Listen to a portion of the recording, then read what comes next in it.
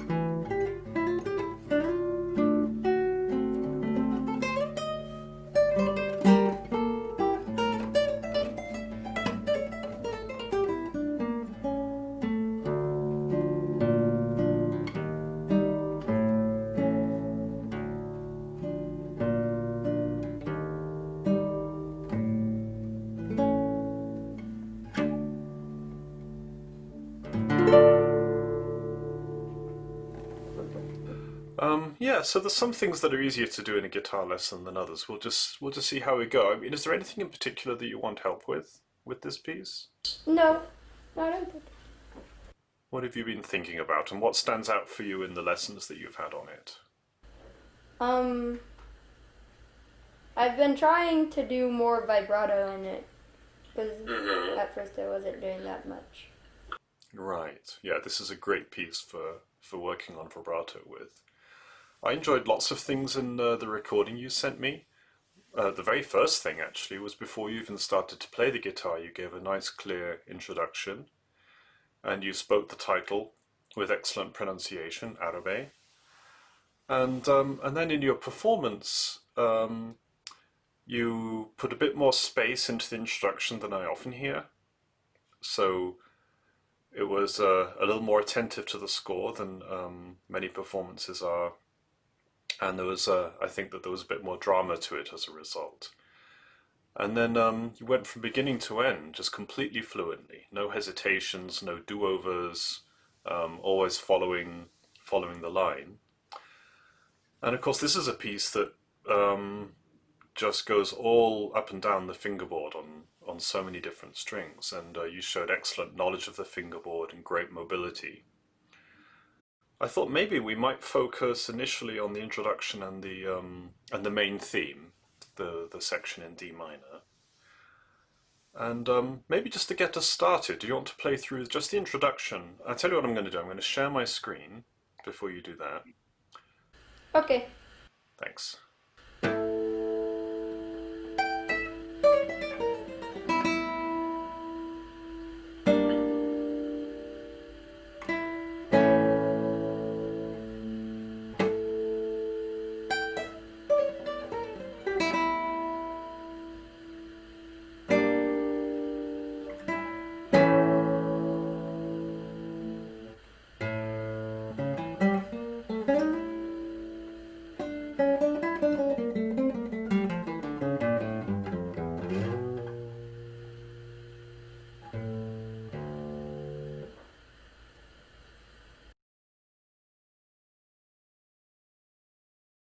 All right, so that was very nice. So there's some interesting things to discuss in this piece.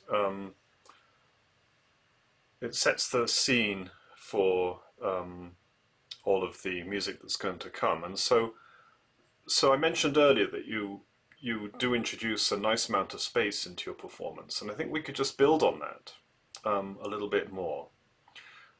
Do you have a feeling for what your tempo is in this introduction? Like, before you start, do you think of a pulse? Well, not really. I've worked on the tempo a little bit, but after that I just kind of always played it the same. Well, that's an interesting observation. Yeah, that often, like, we do certain things to prepare to play a piece, and it's a very good idea sometimes to keep doing them.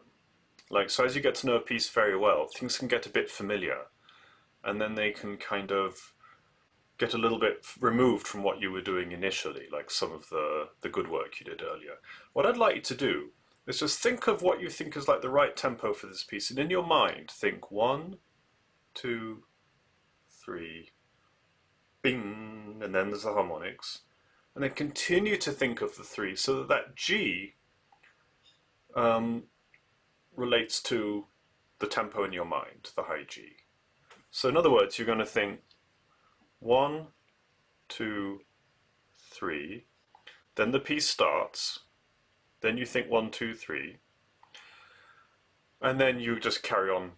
I understand, of course, that this opening is going to be very free, very improvisatory, and hopefully won't sound too rhythmic, but it needs to have a little bit of a grounding in just thinking about the rhythm before.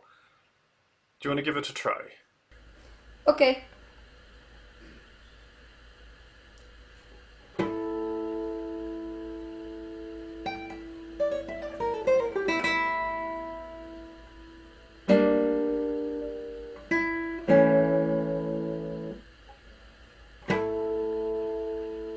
Okay, good. Sorry to interrupt.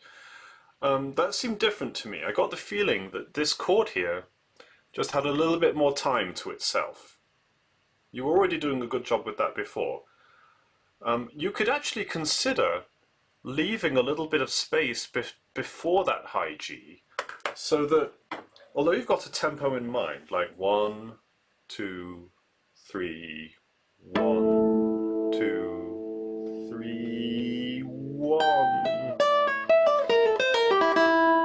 2, 3, 1, 2, 3 with the rest. And then whenever I feel ready, I begin that second line. So what I'm doing is I'm sometimes adding time, extra space between things. The way maybe a good actor might sometimes allow extra time between their lines, or someone reading out a poem. The main thing I think in this piece is not to take time away. Do you want to just try that again? Okay.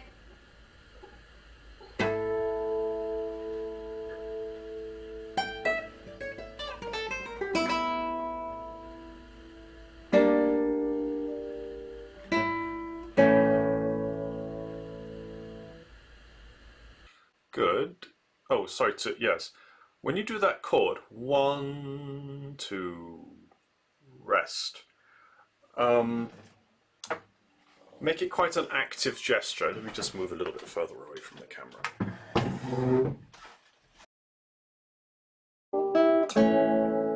2, 3. Right, so that it's quite. So there's a feeling of like stopping the sound quite actively. Does that make sense? Yes. Like we'll kind of see you do it and we'll think, oh my god, it's silent. There's silence in the room. What's he going to do next? And then you go, I'm going to do this. Take that, audience. All right? Give yourself a whole beat of silence before you start. So if I say, okay, say to me, actually you say to me, play the beginning.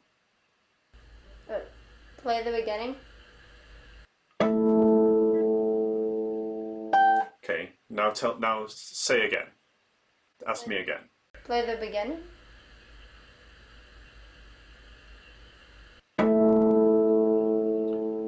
See, the second time, I took time to think of 1, 2, 3. Alright, so I made you wait a little bit more. And you waited with me, didn't you? You were, yeah, you know. So a little bit of drama builds up that way, but also it helps you to prepare a little bit for thinking of the pulse you want. So try that way. So now I say to you, let's hear the beginning.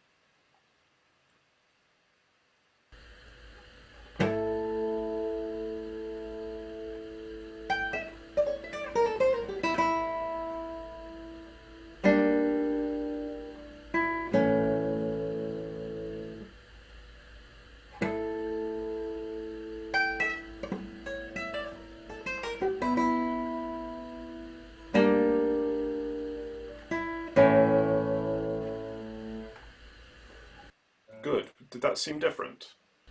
Yes. What was different for you?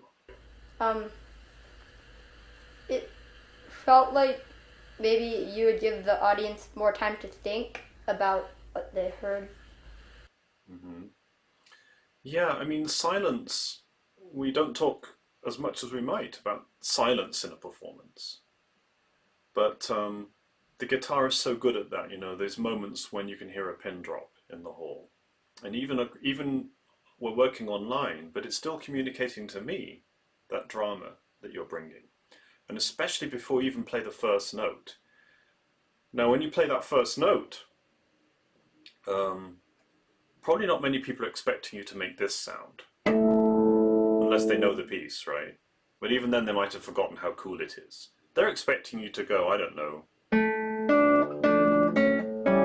just some random, you know, boring stuff. And instead you go, I wonder if we can make that a bit more dramatic.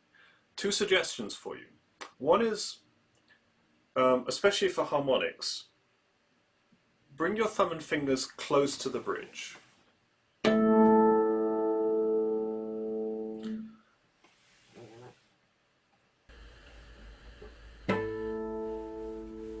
Aha. And then make sure you're playing it quite strongly. So it's a little bit, again, a little bit surprising, a bit shocking.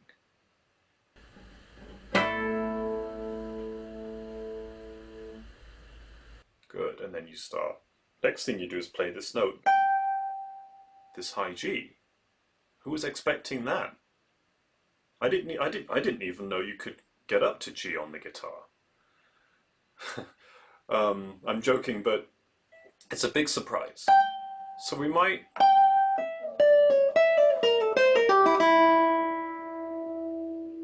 just kind of hold that G a little bit.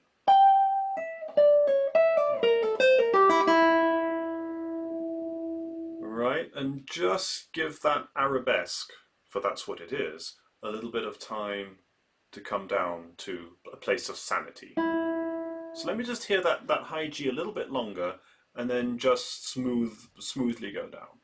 Okay. Don't forget to start near the bridge.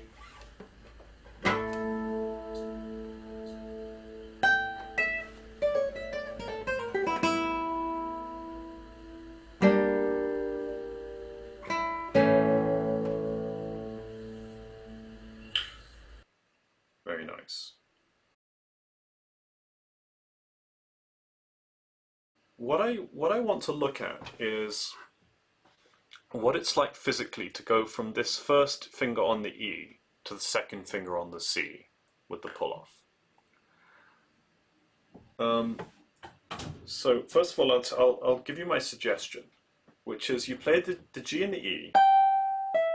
Now the next thing that happens is that the first finger stays on the string. So it slides down, and as it gets to the right place, which would be the C sharp actually, you add the second finger to it. So it just feels as though you're sliding the first finger, and then first there's a fourth finger to the first, and then a second to the first. But it's all about that first finger sliding. Yeah, I see you doing it, just give it another go.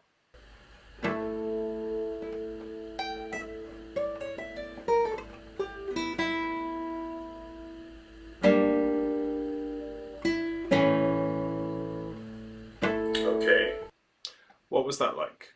Is that different? Yeah, it was easier to play than having to just shift. Right. I find it easier to do it this way. We're going to play a little game just to kind of try to get this concept, make it really familiar to you. So the first thing we're going to do is we're going to put your fourth finger somewhere random on the first string, somewhere up high. Like here, or I don't know. Maybe not too high. And then pull off to the one. Yeah, yeah, good. Now you're just going to slide that one down somewhere low down, like here. Yeah. Oh, you imitated me perfectly. But feel free to go somewhere completely random. Don't even think about where you're going. Just enjoy the movement, right? There's no note to get right. There's just the movement. You're just like messing about. That's it. Good. Now this time, when you get down to that random place, add the second finger to the first. So you've got both fingers down on the string. Okay. Good. And do it like 5 times in random places.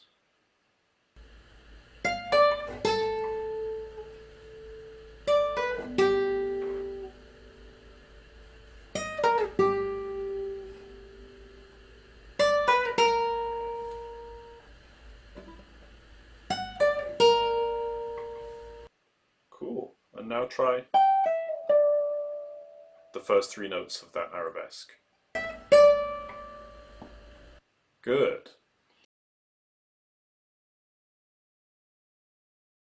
Now, as you're up on this high note, what I'd like to see is just a little less. Do you get the feeling like when you're messing around, like going? It can get a bit wild. Like maybe we end up with a lot of movement in the shoulder and the upper arm and the body, like. I think that what I think is happening is that you could do with having a little bit more ease of playing up high, like to be a bit more comfortable up high. And what I normally suggest to people, I mean, it's hard without being in the room with you and really checking things out.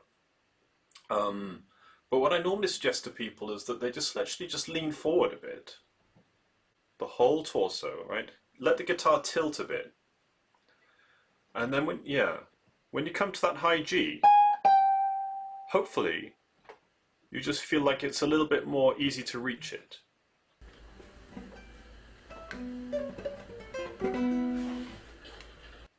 Right, don't immediately lean back, just kind of come forward a bit. And then maybe at this point you come back to normal playing position. Well, does that make any difference for you? Yes, I think so.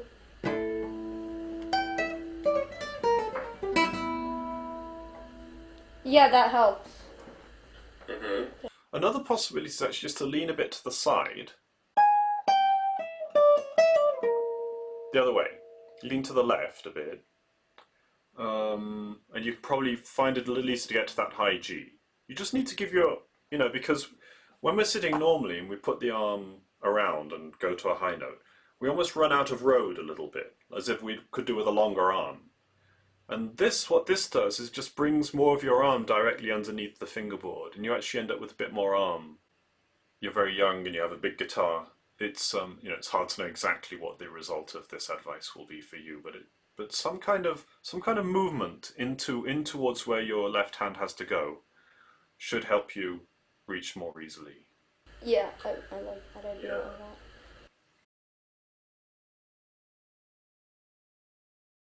Tárrega was really a magician of the guitar. Like, he knew everything about the guitar. He used all of the effects, all of the dramatic possibilities of the instrument, which included sometimes imitating other instruments, like imitating a solo cello.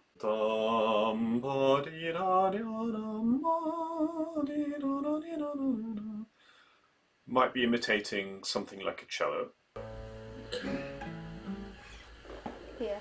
Yeah, that's it. And there are certain things that come with that idea of imitating it. And the first one is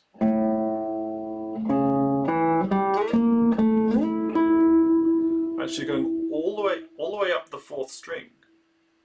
If you look at your music, I understand that you might have decided not to do this for a good reason, but just sticking with this advice in the score, as it goes up, stays on the fourth string.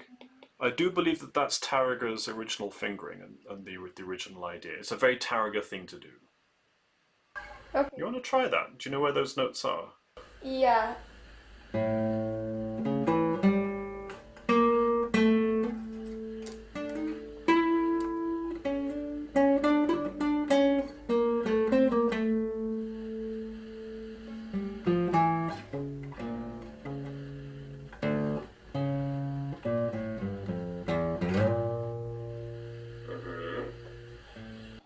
Now, let's see if we can make life a little bit more stable. So as you go up here,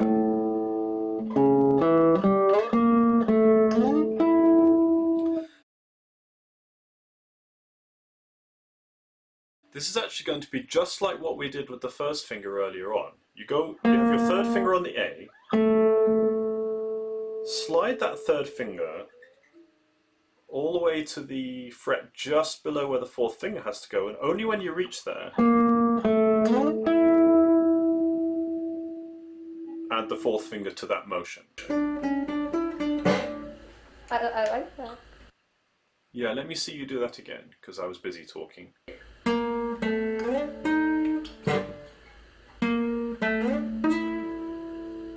Yeah, if I were you, keep that third finger down.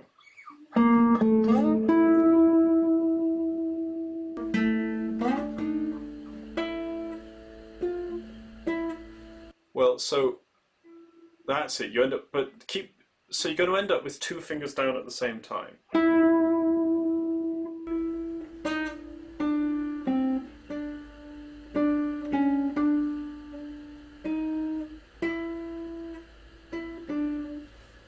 let's just do that one more time. Let's go all the way back to, and I just want to see 2 fingers down at the same time, perhaps with a bit of vibrato. Okay.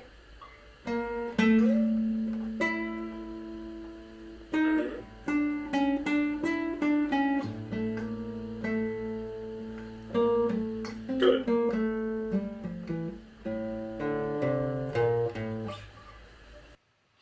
Yeah, to come down, you can either just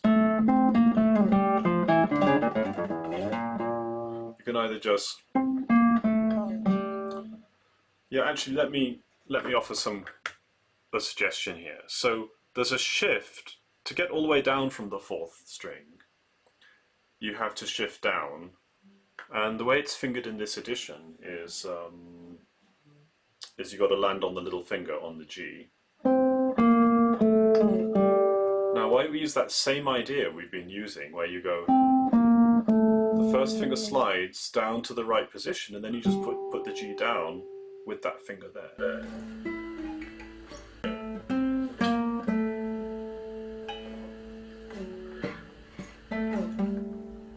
Yeah. Okay, good. That's it. So now what I'm looking for is that you slide the first finger down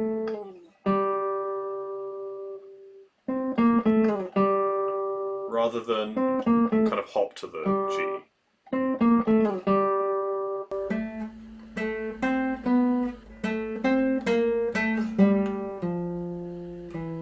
Great. I heard it. Yeah, very good. Very good. All right, one more thing on this introduction.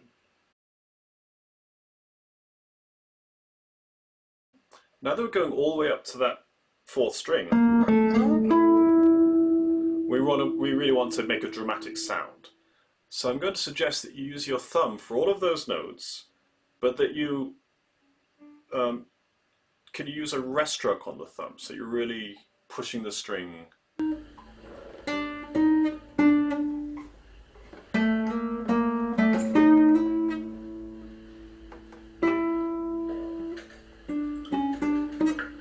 Wait a minute, I have another suggestion there.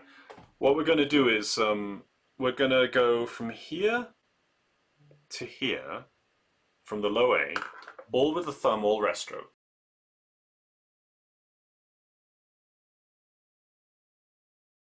Then switch to your fingers.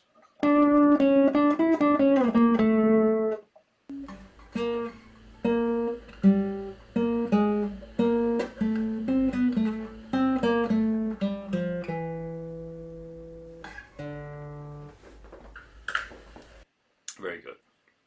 So if I write P here, and then I think here I'll just write fingers. I and M, in other words.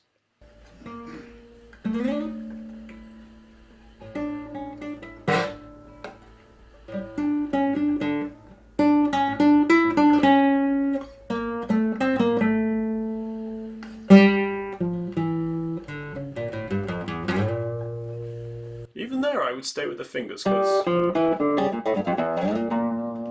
you're probably, wanting to go quite quickly, and so it's probably a little easier.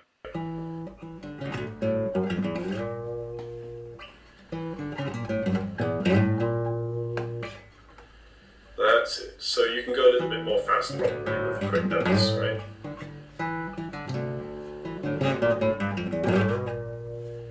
Yeah. Yeah. I think it does make a difference. So so we're using the thumb as much as we can, but then once it starts to really warm up, then the fingers are probably the easiest.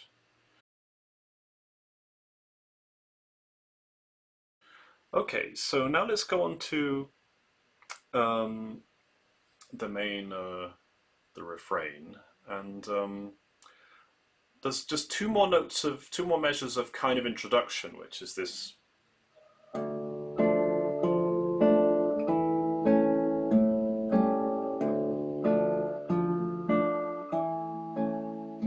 the tune. Now I'm going to give you a little challenge.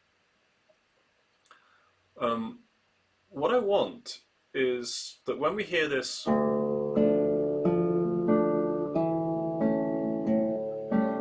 there's this low D, isn't there? And I think it sounds better if the D isn't ringing, it just doesn't keep, if it doesn't keep ringing every time it's played, including in the main section of the piece. I'm going to give you a little challenge, which is as you play the F, then perhaps as you play the chord, I want your thumb to hop back and just touch that D string, the low D, so that it just damps it, and then you just carry on playing. Now this is going to be complicated if you haven't done it before.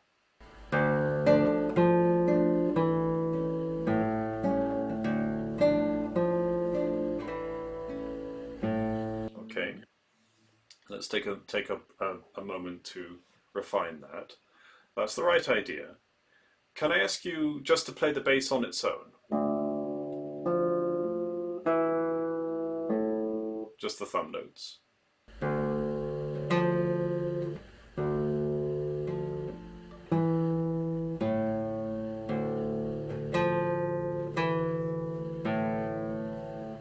Okay, now that's right. So you're going to play D, then the F, and after you've played the F, not before, you stop the D. So the D is kind of stopped a little later than it might have been. Keep just playing the thumb on its own, and it's damp.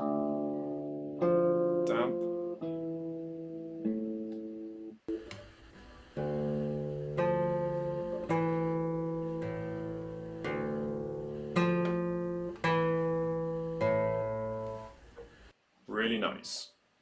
So in real life, I'm going to write a little asterisk, a little star. And I'm using that sign to mean damp something with the thumb. And what it means is to damp the low D. And I've kind of put that star more or less under the eighth note chord, right? Because we don't have to do it super fast. It's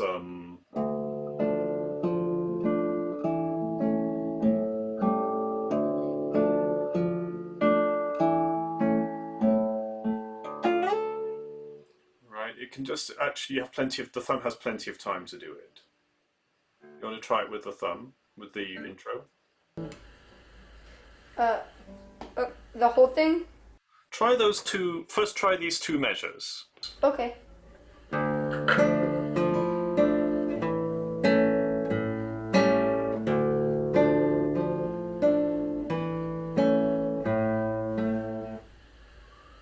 Perfect.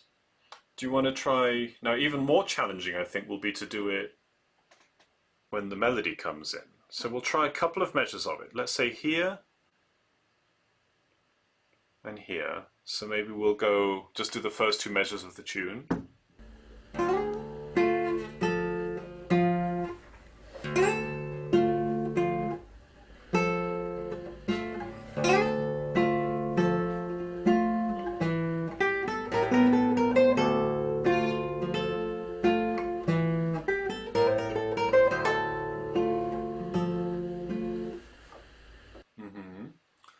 Notice anything that's difficult about that? Well, when I did it, I didn't really have time for my thumb to get back. So I used my first and second fingers to play the chord after it. Yeah, I saw that. I thought that was brilliant. That's what I would do. So we're making a little refinement, which is to use A on the melody, and then M and I on the accompaniment. So the thumb is just playing the bass notes. It's a bit more of a stretch for the right hand, but I think it's okay. And I think it really helps when we get to like I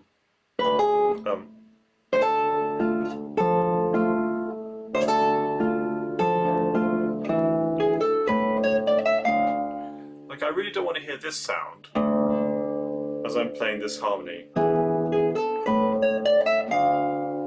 I'd much rather hear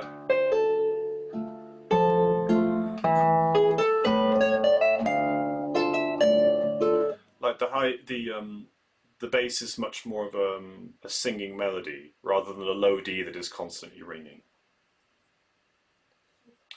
So it's a bit more clear for the ear.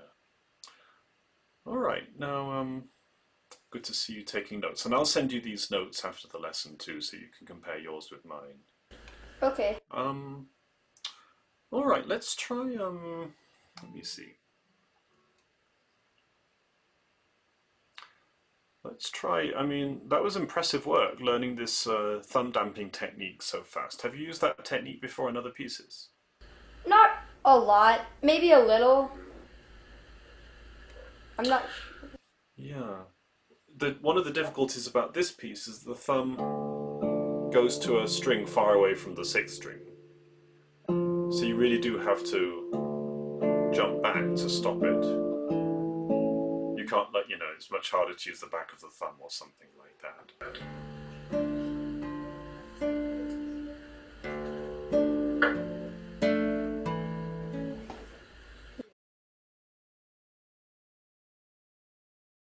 Yeah, so I would say one of the things I ask my students to do very frequently is when they have a new piece, is just to go through and write in the little asterisks. Basically what you do is you look for all of the open strings in the bass, and then you check to see whether that open string will just keep ringing forever unless something is done. And in some situations that's okay, but in other situations it interferes with a chord change. And then you just write a little asterisk where you think would be a good moment to stop that string, and then you figure out how to do it technically, usually with the thumb doubling back, but sometimes the back of the thumb. There are various techniques that you can use. Sometimes the left hand has to do it.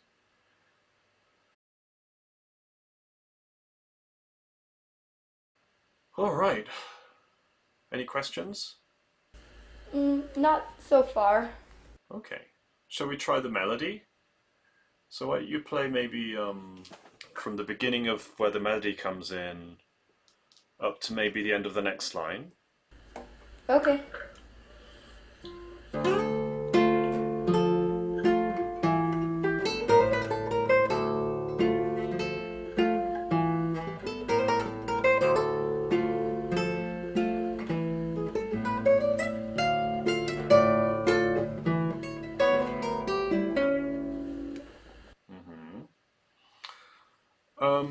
The very end of that line, have you tried staying in that higher position? Because that's a long way to go down.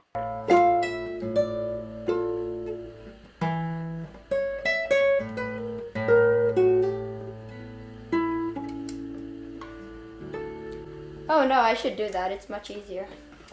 Yeah, it's much less far to go. Sometimes I do something. Let's see, what do I think?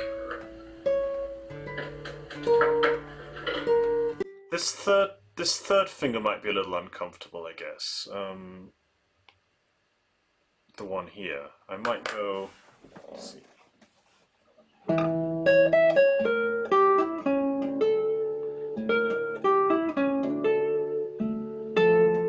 Yeah, I might go first finger on the third string.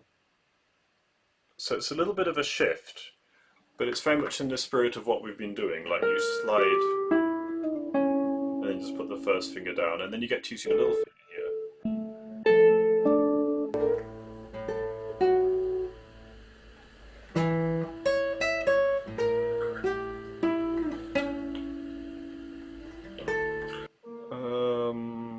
Try 4, 1, 2, 1. Yeah. Now.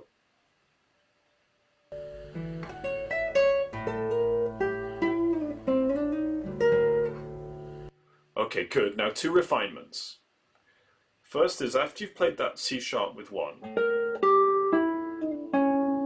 you can now use your little finger on the A instead of the third finger, which should be nice and comfortable, I think.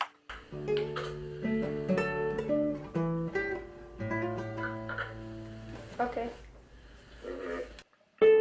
Try that, just that in itself.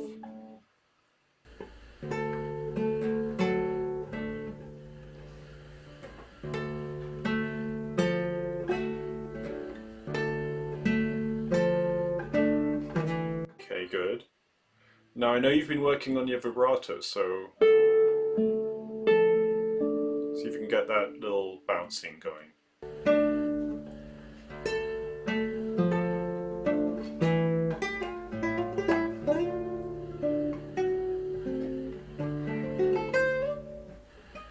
Good. That's it. All right, now one interesting thing about this melody is that,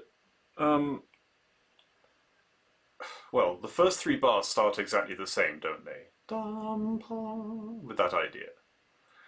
And there's an accent each time you get the second A. So I must say, I think I would like to hear a little bit more of that accent. I think you're doing it, but I think you could do it a little bit more. I'm worried that it could be too much, but let's see if we can get it just right. Okay.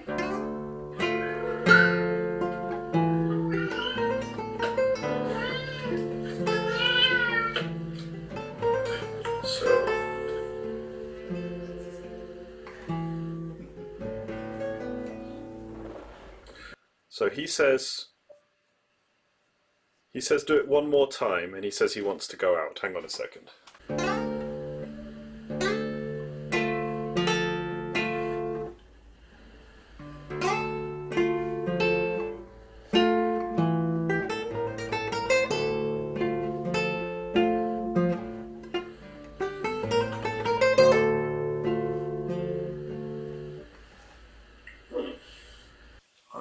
I mean, it's hard to tell sometimes over Zoom, but do you maybe play a little bit more gently to start with?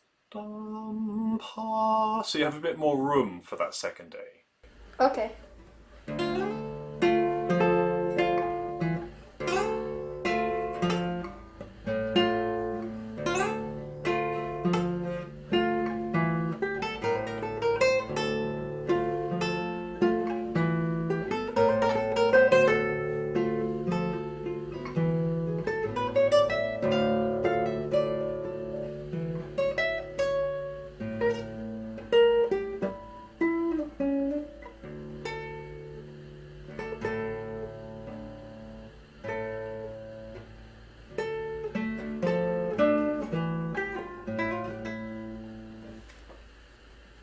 Good. Now, the melody starts again, and it goes, instead of, it goes, and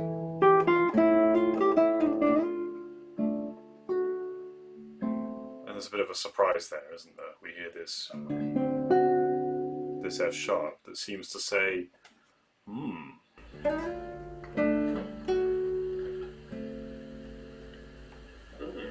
So this is a good opportunity to take a bit of time. Like we've talked earlier about, you know, how you sometimes are bringing space into your playing, which I like, and this might be a nice place to do it. Ya da da da dee da dum ba dee da da da da dee. Right, so you're just kind of slowing down a bit, or just dwelling on this note a bit, this F sharp.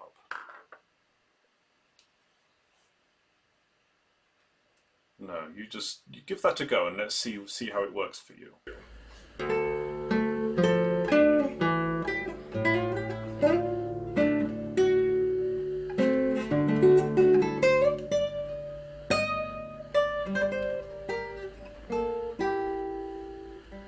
Good. Yeah, did you like that? Yes, I like that one. You might be able to do a little bit more with this moment of taking time as well.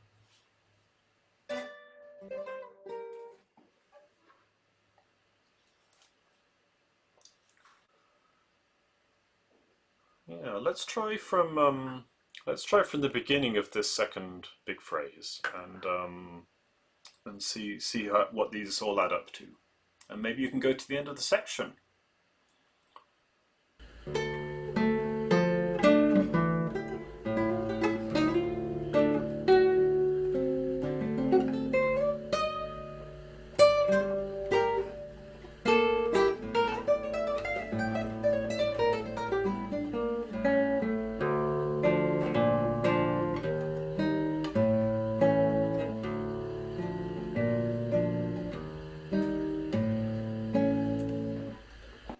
That's it. All right, great.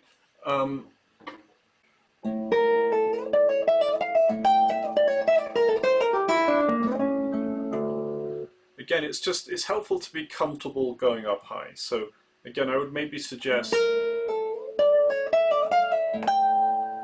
just to get a little bit more over your instrument, because it helps you just to reach a little bit more.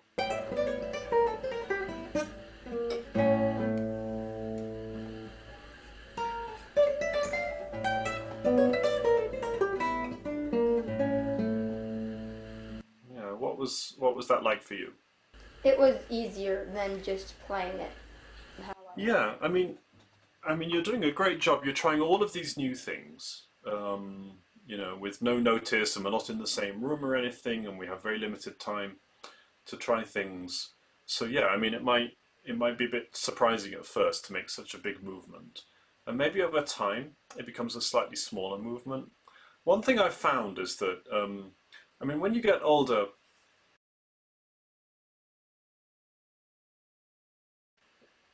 when you're ready, at some point you might decide to get into one of these guitar supports, you know, that so many people use. And this leaning forward method, it definitely works with a footstool. I know because I've tried it, but it works particularly well with guitar support because they kind of hinge on the leg, and so a guitar can actually kind of do this, like a rocking on your leg. But you can kind of do it, can't you? And so when you lean forward, basically the guitar gets a bit closer to you, you know, a bit closer to your collarbone. And then you just end up, it's as though the guitar is higher up on the body and it's easy to play up high as a result.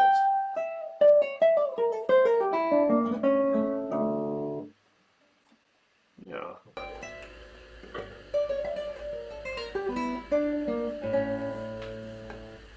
Right. So I'm just very happy that you tried all of this and there's no broken bones. All right, so I think we've done quite a lot actually, and I think we should probably just congratulate ourselves for having worked on the whole introduction and the whole of the first section, and leave the rest for some other time. Any questions or anything that stood out for you that you wanted to mention? No. What do you think would be most useful to use in your next practice session for this piece? Probably the dampening. Yeah, I wondered if you might say that, because I think controlling the resonance of the guitar is just, it helps almost every piece you play. And I was thinking maybe the same thing. Also, don't forget this idea about when you're shifting. If it feels like you have to jump on a finger, as in like you often can actually slide the finger that you're shifting from, and then simply add that new finger. And that helps to really control the shift. So that's something else you can, I think, make use of in a lot of pieces, especially this one though. All right, well, I really enjoyed it. Congratulations. Thank you. Thank you. Thank you.